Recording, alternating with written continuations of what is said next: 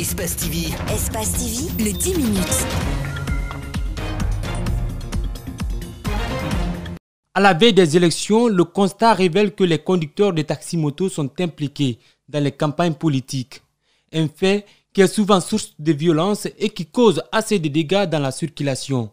Pour trouver une solution à cette situation, le gouvernement guinéen, avec ses partenaires, a mis en œuvre un projet d'appui à la réduction de l'instrumentalisation et violence de ces motards. Avec le désœuvrement, c'est devenu un foyer où les acteurs politiques viennent puiser une catégorie de jeunes vulnérables pour les instrumentaliser à leur fin.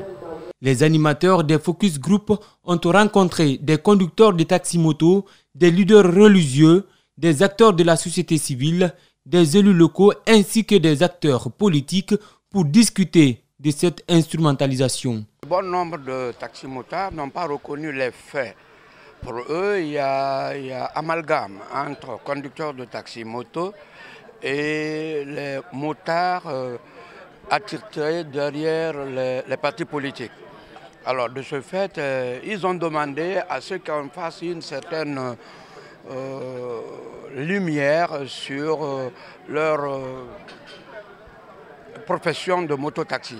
À l'issue de ces échanges, des solutions ont été proposées. Nous allons tenter de les organiser, les immatriculer, les habiller. La suite de ce programme sera l'élaboration d'un plan de synthèse pour trouver solution aux différents problèmes identifiés sur le terrain.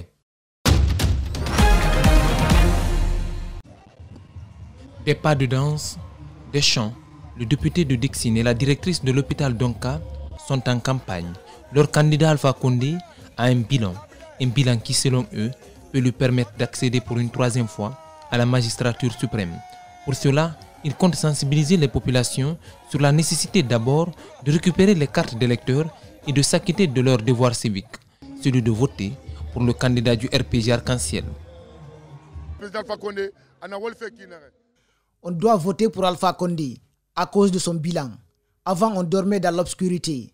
Aujourd'hui, il y a le courant partout. Avant, la nourriture et les médicaments n'étaient pas bons. Aujourd'hui, ils sont les meilleurs. Il a aussi aidé les femmes avec les MIFA. Notre objectif est que les femmes de Dixine aussi bénéficient parce qu'elles se sont battues pour lui. Des réformes, il y en a eu. Au-delà de l'électricité, le cas le plus palpable, c'est au niveau du ministère de l'Enseignement supérieur, où l'ancien ministre Abdoulaye Baldé a réussi à engranger près de 300 milliards de francs guinéens avec l'orientation des étudiants dans les universités publiques. Il a apporté beaucoup de choses à la nation guinéenne. Non seulement au niveau de l'enseignement supérieur, il y a eu des réformes, des infrastructures, il y a eu des universités. Tout ça là, nous motive pour qu'on vote pour le professeur Alpha Condé. À Dixine, c'est Fatou Sike qui devrait piloter la campagne. Tout est mis en œuvre pour la victoire au 18 octobre. Par ailleurs, elle sollicite une campagne apaisée avec le respect des mesures barrières.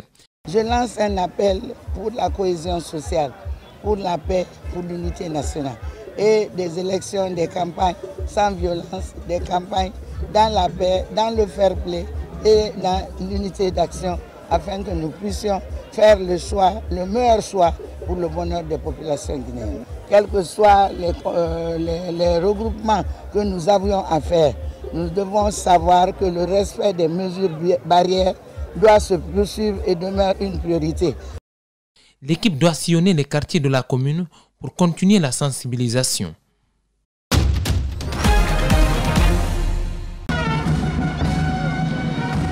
La Guinée fait un mouvement de soutien à Alpha Condé, le candidat du RPG Arc-en-Ciel à la présidentielle du 18 octobre prochain. La présente cérémonie consiste à battre campagne auprès des citoyens de Almamia dans Kaloum pour accorder une victoire à leur candidat pour la présidentielle. Nous voulons soutenir notre pays. On est content d'être membre de la Guinée. C'est un pays de fierté. Nous devons faire chez nous. Sans nous, personne ne peut faire chez nous. Donc c'est à cause de ça que nous avons soutenu le programme. Donc j'aime ce qu'il fait, c'est pourquoi je soutiens et je suis une Guinéenne. Je soutiens tout le monde, je soutiens la Guinée et je soutiens le professeur Alpha Condé.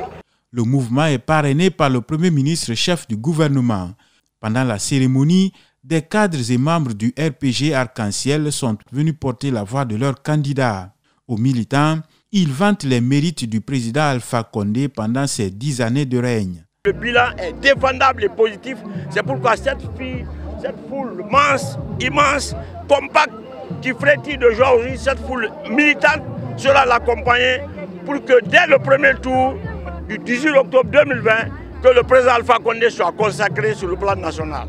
Dr Kassou Nara Mouna Fadoube a Quantigoma, a Yorona Woma, mouvement de la Guinée fait, a Ora Kodo, Ana Dawede, Wona Rakdima. Les femmes membres du mouvement disent être déterminées à battre campagne auprès de leurs proches pour octroyer un mandat supplémentaire à Alpha Condé. La campagne est désormais lancée en Guinée pour l'élection présidentielle du 18 octobre prochain. Au total, 12 candidats sont en lice, dont le président de la République Alpha Condé qui compte briguer un troisième mandat.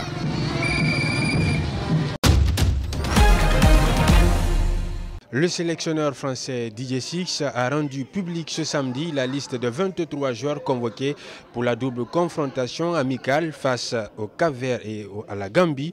Les rencontres prévues respectivement les 10 et les 13 octobre prochains au Portugal. Deux rencontres amicales qui s'inscrivent dans le cadre des préparatifs de la 3e et 4e journée de la campagne éliminatoire pour la Coupe d'Afrique des Nations 2021. Je vous invite à suivre le sélectionneur français Didier Six qui dévoile la liste de 23 joueurs convoqués pour ces journées FIFA.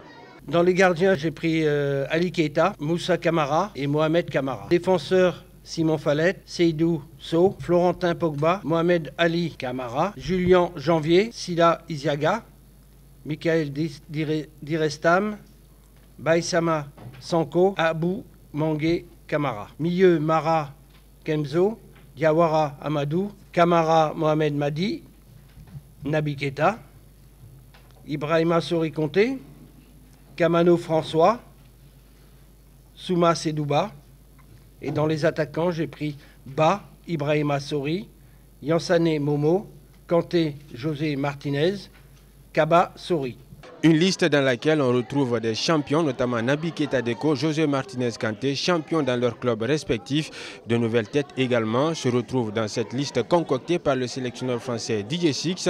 Les choix sont discutables et sont très loin, encore une fois, de recueillir l'unanimité au sein de l'opinion. Nous avons tendu notre micro à quelques confrères qui étaient présents à cette conférence de presse ici même, dans la salle de conférence du stade général Lansana Conté de Nongo. Ils fustigent l'attitude et le côté moins convaincant de la communication du sélectionneur français.